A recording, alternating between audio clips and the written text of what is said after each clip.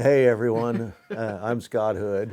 I'm a member of the Oklahoma chapter of Trout Unlimited in Tulsa, Oklahoma. Well, I conned him into doing the fly that catches everything for us today. We got the fly tires view this time of wrapping the fly, two different versions, and the fly that catches everything really catches everything. The only official fish I haven't caught in Oklahoma on the Tftce fly is the flathead catfish. And it's odd that I haven't because I've fished in plenty of places where I should have caught one with it. So give us the basics on it real quick. What you do it all different sizes and different heads, and then tell me the basic materials we need. For me, the Tftce fly that makes a difference where it's just not a green woolly booger is I tie them all with gray grizzly hackle. So the body is almost always the green. I have tied them in white and I've tied them in other colors, but the official Tftce fly is tied with green flash chenille body overwrapped with gray grizzly hackle in various sizes. I've tied them in a 1/0, a big hook, long shank, short shanks so that they're little tiny minnows short, but still typically with medium chenille or flash chenille. If I want to tie a smaller one, I'll go to regular size green flash chenille. If I'm tying it on a size 10 hook with a smaller bead, smaller tungsten bead, still those are the magic two magic items that almost all of those that I tie that I call a Tftce fly have a tungsten head on them. And typically a round barrel. I could tie them with a cone head, but I think it's, for me, it's just the round one works best. I don't know why, but probably could tie it with a tungsten cone head if you wanted to, but tungsten is magic. This fly fishes deep. It goes down fast.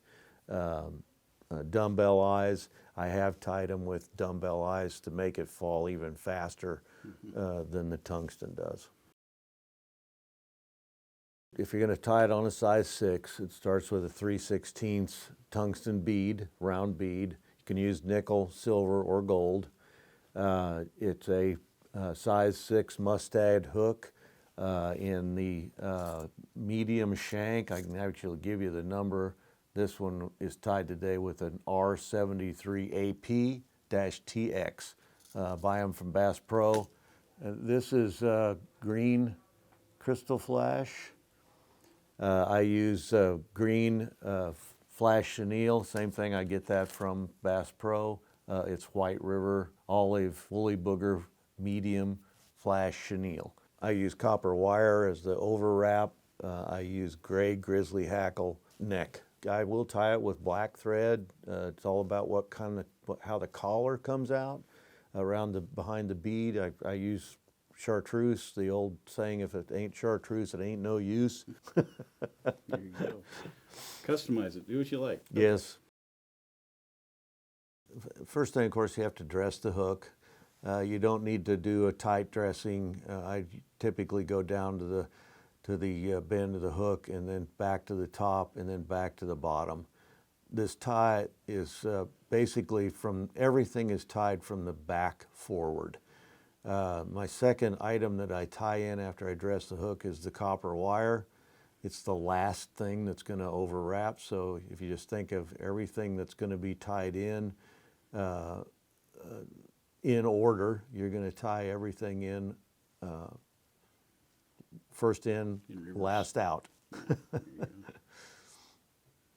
So wrapping it in, how far up the body you go on the copper wire is really up to you. I always cut enough wire to make sure I get it all wrapped in. Don't want to come up short. Then I tie in the green crystal flash. You can get it in various colors and sizes. I like just the standard crystal flash.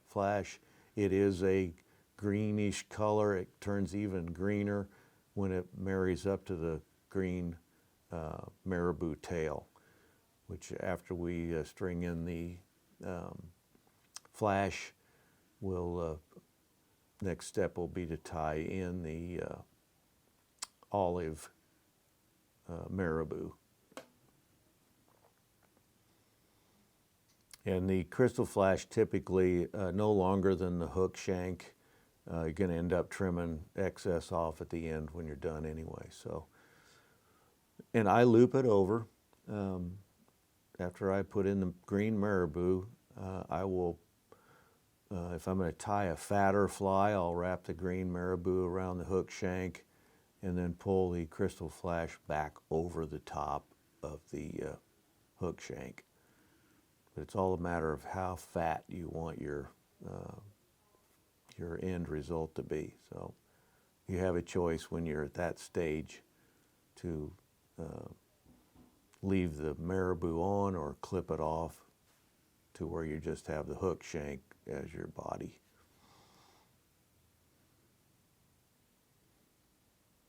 So next item in is the gray grizzly hackle, and I get to choose now, do I want it to be slim or do I want it to be have it a larger profile? So if I want a big large profile, I'm going to pick one of these feathers, the gray grizzly hackles out that's long enough to wrap it 6 or 7 times around the hook and got plenty of barbels on it that are long and slender. Then I strip it down, pull it backwards to make sure that the barbs on the feather shaft are sticking out, and I'll tie in the tip of the feather at the tail end again. I want the tip at the hook shank, leaving the whole rest of the feather hanging out the back end. And next item in is your green flash chenille, medium size for this fly. I'm going to tie it in again, same at the back end. It's basically the last component to go on the hook shank.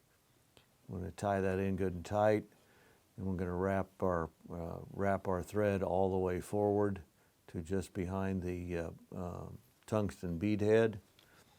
And we're going to do tight wraps of the chenille as close to each other as you can cram them up so that the body's nice and tight and chenille's nice and tight to each other. Take that up to the bead and tie it off. We're counter wrapping, tying it down nice and snug.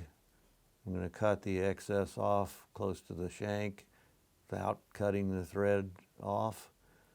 Then we're going to counter wrap again the grizzly hackle, wrapping forward, trying to pull it nice and tight, get the feather shaft down in as far down into the flash chenille as you can.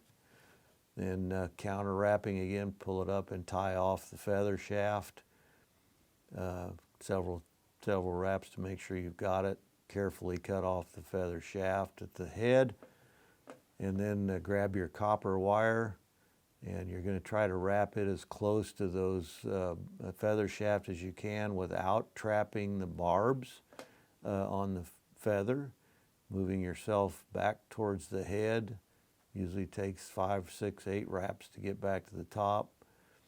Then when you get up around the head, you can pull that copper fairly tight, counter wrap over the top with your thread till you get it nice and snug in there. This is one of those spots where you cut off the extra copper, being careful not to cut your thread again. I can tell you that's a nice spot. If you do cut your thread, because you've wrapped that copper around there nice and tight, everything's going to stay together for you. So then you're going to tie off, whip finish, tie off the top. If you want a big head on that, you can put 4 or 5 whip finishes in there, and you're going to clip your excess, clip your thread. If you want a different colored head, this is the time when you can get a different color thread. In the case of this one, we're using red. I have found that red will catch different species of fish. But it's really a choice. I like to have a selection of colors. I'll have several of them red, several of them green, several of them black in my arsenal. But it's, and you will find a day when one species will be the only one that eats the red one, and a different species will eat the green collar one. So be prepared, have different colors, have some different sizes. Looks nice. Yeah, I've got a little piece, cut this little tailgate off. Pull out the back end, trim it at the back. About the glue, right? Yeah, I use a solvent, non-toxic solvent here for the glue on the head. If I'm tying a bigger fly that I might be certain I'm going to go after stripers or toothier fish, I'll tie it off with Sally Hansen and put a nice big glob of Sally Hansen on there. And you can tell a different size of body. It's quite a bit. There's quite a bit bigger profile than the one I tied with the marabou underneath the green flash chenille. So we're going to look at the fat one here. Walk me through real quick. When you do the fat one, are the steps any different other than just wrapping the marabou forward? That is the only step that's different, is you bring the marabou, wrapping it around the hook shank, tying it off, and then taking your thread back to the back for your next step when you tie in the gray grizzly hackle. See that? Makes a much fatter fly. I drop this over the top a couple times just to secure that in. Cut the tag off, being careful not to cut the thread. And again, since I'm wrapping everything from the back forward, go back to the back end here. I think we got it that time. Third take. Third day.